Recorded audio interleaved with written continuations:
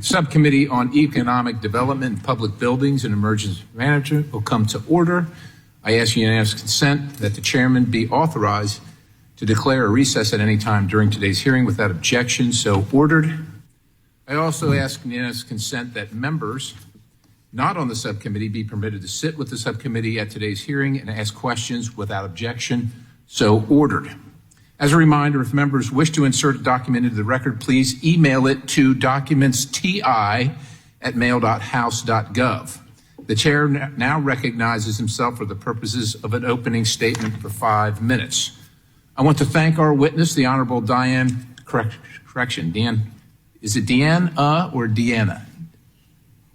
Criswell, the Administrator of the Federal Emergency Management Agency, or FEMA as we call it, for being here today. Today we are focusing on the current state of FEMA's readiness, response, and recovery.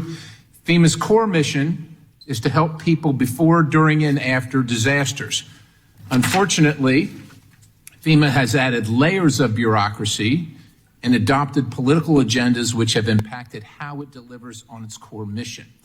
The Biden administration is imposing an agenda focused on climate change and equity, which is diverting away from FEMA's core mission.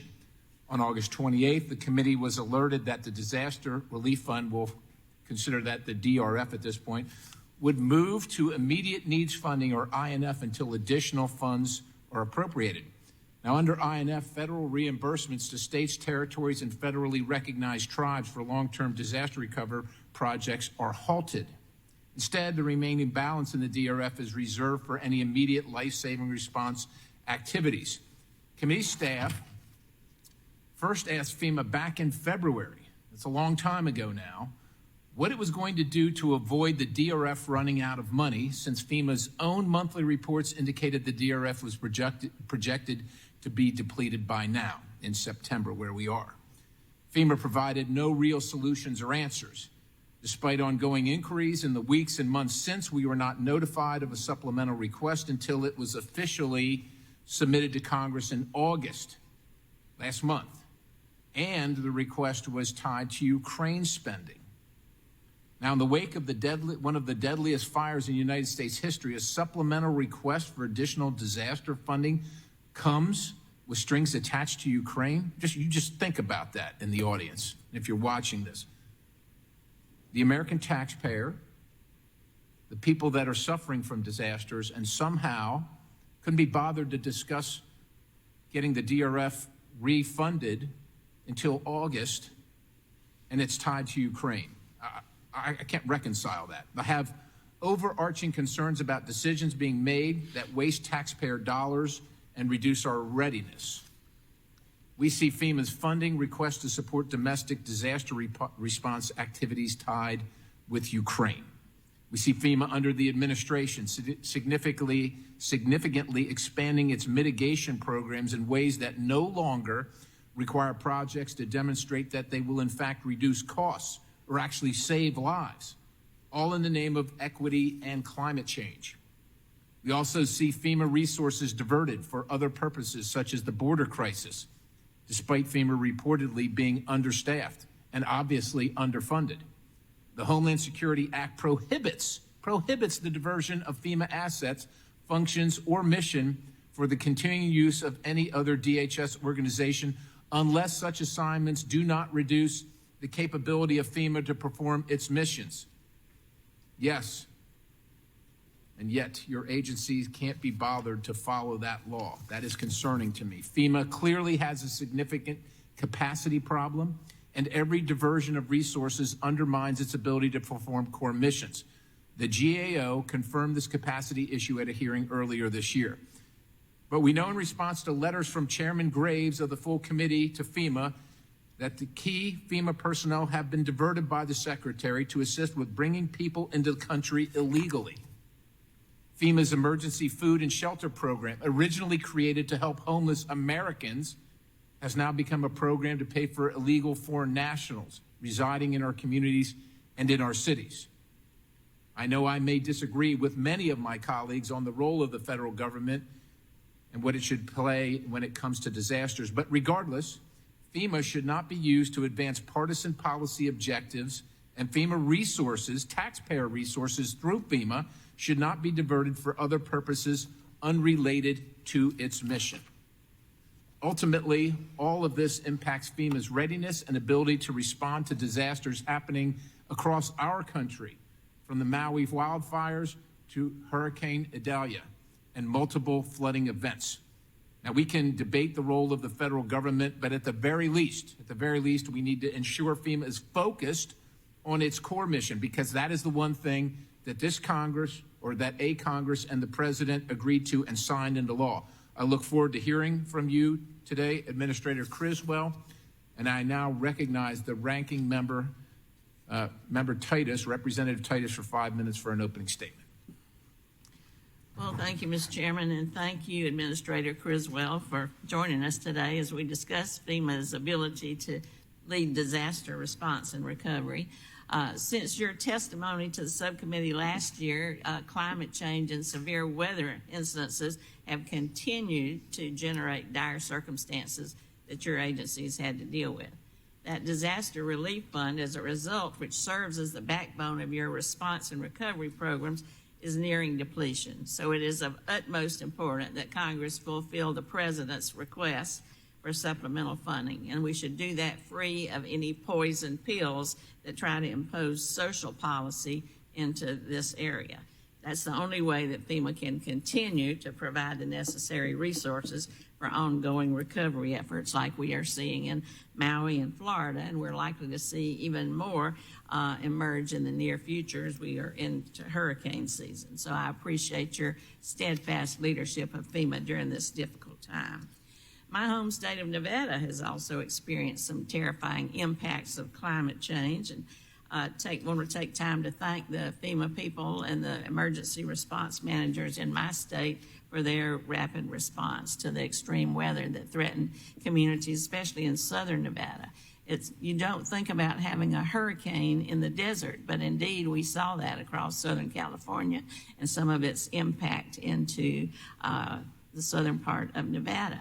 We also had unrelenting heat, and we know that heat is a threat, just like other natural disasters, that needs to be addressed.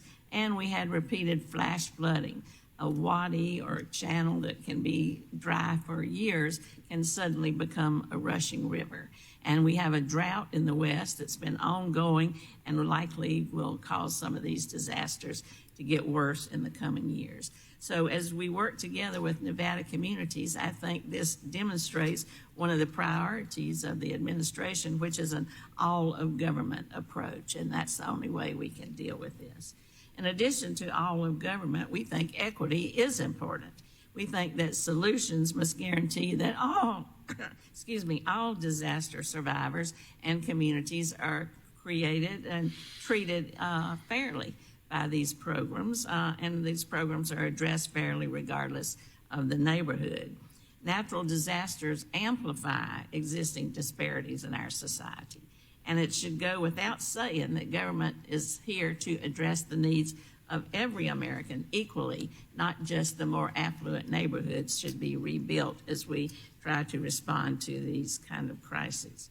The subcommittee has received considerable testimony from underserved communities about their frustration of how they seem to be ignored, how much time it takes, how they're not in a position to get additional funding, and we need to be sure that FEMA addresses that. And I know that you do, Administrator. I know you recognize these long-standing disparities, and you've been working with us to try to address them. We appreciate your work to implement new laws and policies that will have these long-term benefits and improve the well-being of victims all across the board. I especially appreciate and value your public support for reforms in a bill introduced by myself, Congressman Garrett Graves, Congressman Troy Carter, and Congresswoman Jennifer Gonzalez-Colon, and this is the Disaster Survivor Fairness Act. We passed that out of the full committee unanimously earlier this year. I'd like to see it come forward because it was unanimous, bipartisan, and it was designed to make federal disaster aid more accessible to survivors. And it can contribute to some of the problems that the chairman has pointed out about making it more efficient and more effective. It removes barriers by creating a universal application for federal assistance, and it empowers the agency to assess home damage more quickly and more accurately.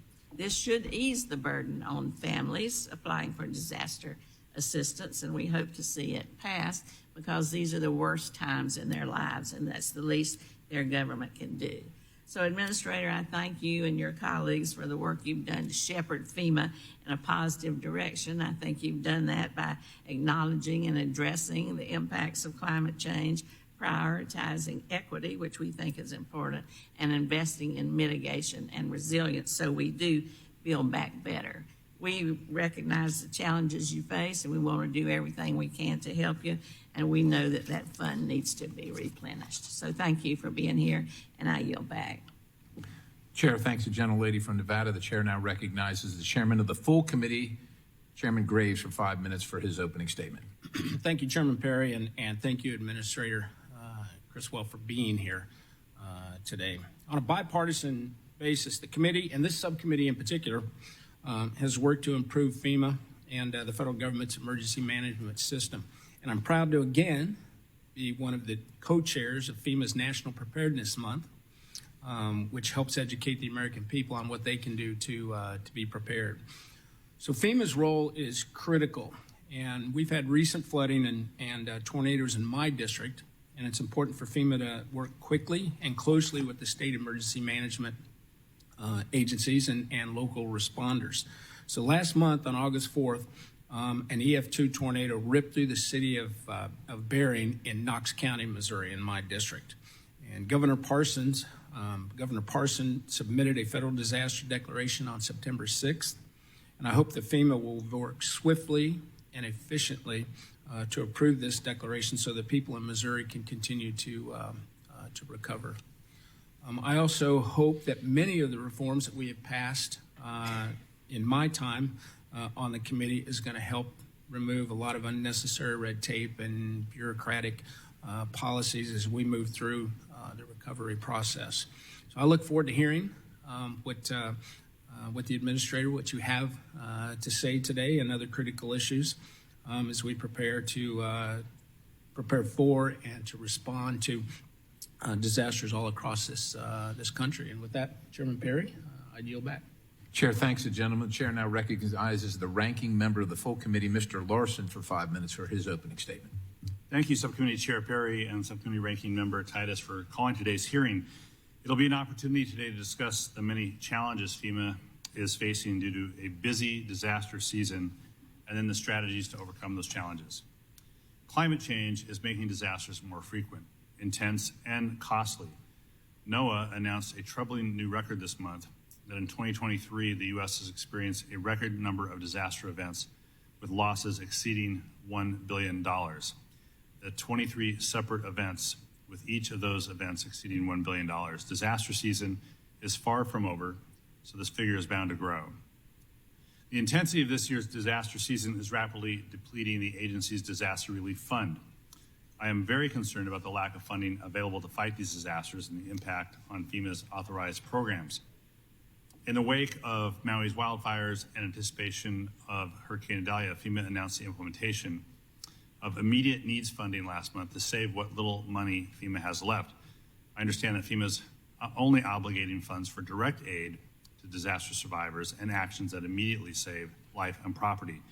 The result is all other recovery projects, such as rebuilding roads, bridges, and schools, are on hold indefinitely. And FEMA's had to put about 1,610 recovery and mitigation projects on hold, impacting nearly every state and every community in our country. The current state of the Disaster Relief Fund is not FEMA's fault, however. It is Congress's responsibility to provide enough funding in annual appropriations. So it's imperative that Congress work together in a bipartisan manner to replenish the DRF as soon as possible so that FEMA can continue to fulfill its mission of helping people before, during, and after disasters. However, addressing the record number of billion-dollar disasters requires more than just adding more money to the DRF. FEMA needs to adapt and implement a strategy of readiness for an evolving world so it can provide an adequate response each time a disaster is declared. Deputy Administrator Hooks briefed us earlier this year on current efforts outlined in FEMA's strategic plan to address that. And I appreciate the time that Regional Administrator Nunn in Region 10 and his team took to run a disaster response tabletop exercise with my staff in Washington State. The exercise was very informative and facilitated several important connections.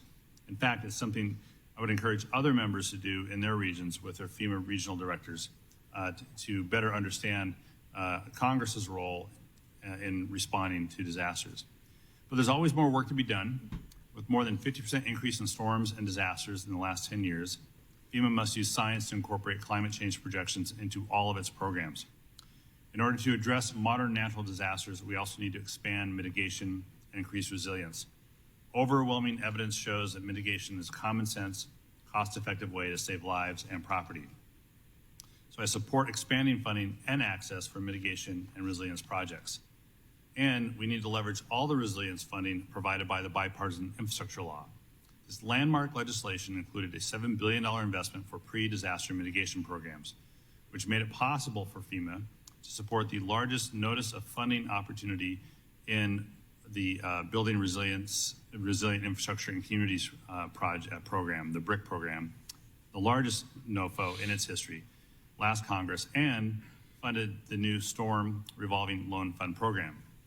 I also have new authorities provided by legislation such as Representative David's Community Disaster Resilience Zones Act will also help the agency target funding to communities with the greatest need and highest risk of natural disasters. We have to ensure all communities have equal opportunity to access these vital funds, and this can be achieved by providing additional technical assistance to underserved applicants and simplifying the benefit cost analysis requirement. More needs to be done to ensure our nation's readiness by incorporating climate change projections into all FEMA's programs and to make access to pre-disaster mitigation grants equitable. Administrator, you have a difficult job. I want to thank you for the work that you do and that your team does and that they've done under your leadership. Your dedication and service to communities throughout the country is well noted, and we need to do our job in supporting FEMA's efforts to ensure more equitable outcomes and building a more resilient nation. So I look forward to discussing how we can work together to drive needed reforms and help FEMA achieve its goals. And thank you for being here. Look forward to your testimony and yield back.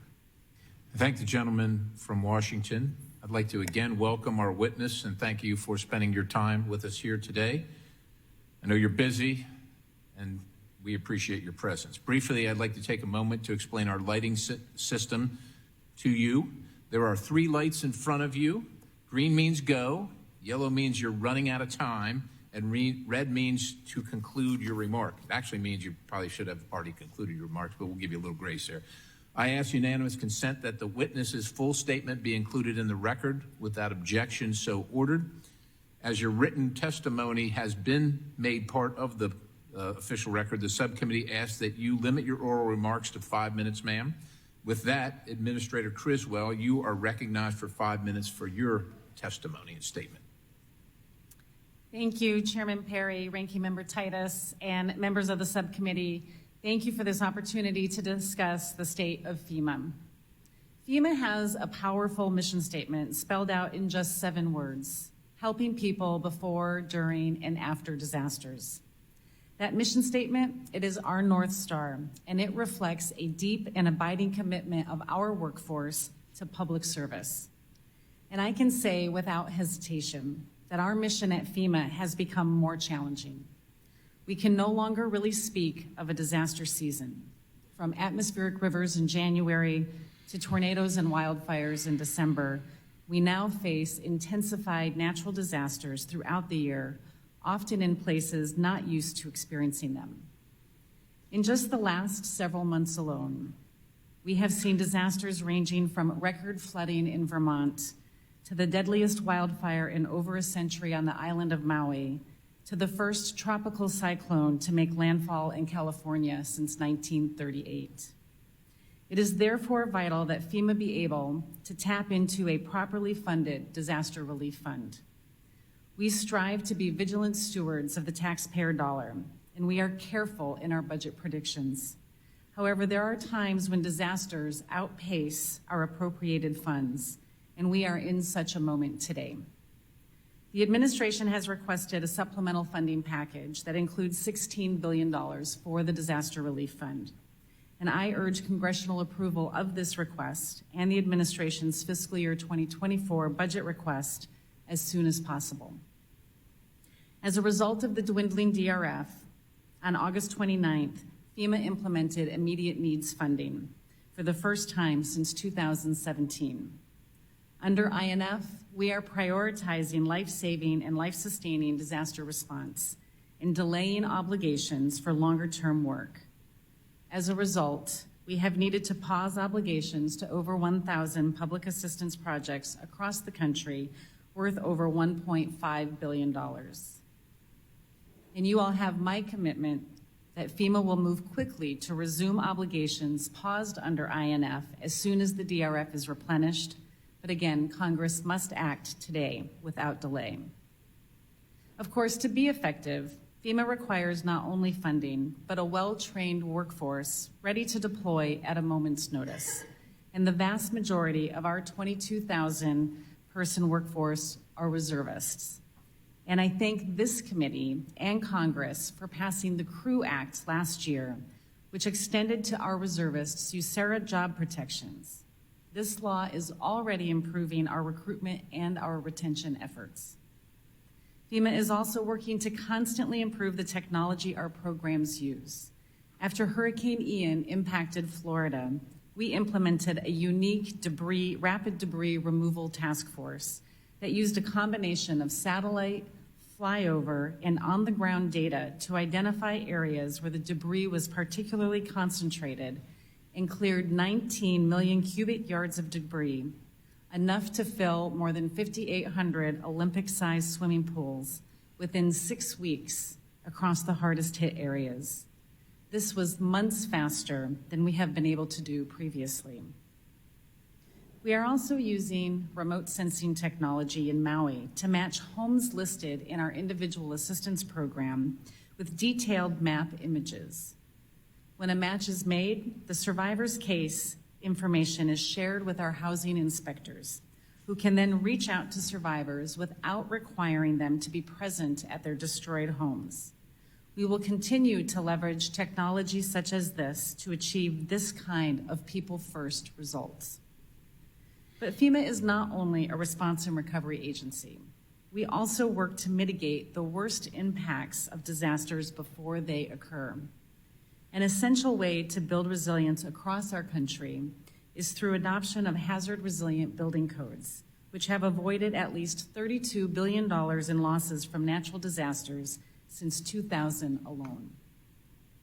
And I recently met with survivors in Horseshoe Beach, a small community in Florida's Big Bend, which received the brunt of Hurricane Idalia's wind and storm surge recently, but where many buildings remained largely unscathed. I talked with one homeowner who owned several such properties, and he told me clearly, "I built to code, and codes work."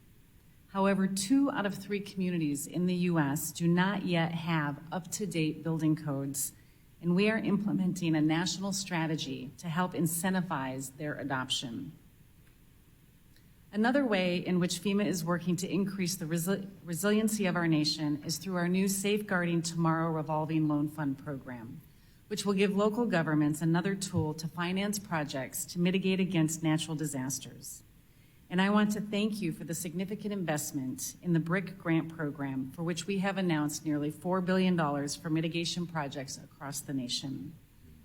Every day, I see the unwavering dedication of our FEMA workforce to help people before, during, and after disasters. And I ask you to ensure that our workforce has the resources it needs for that mission. Thank you, and I look forward to your questions.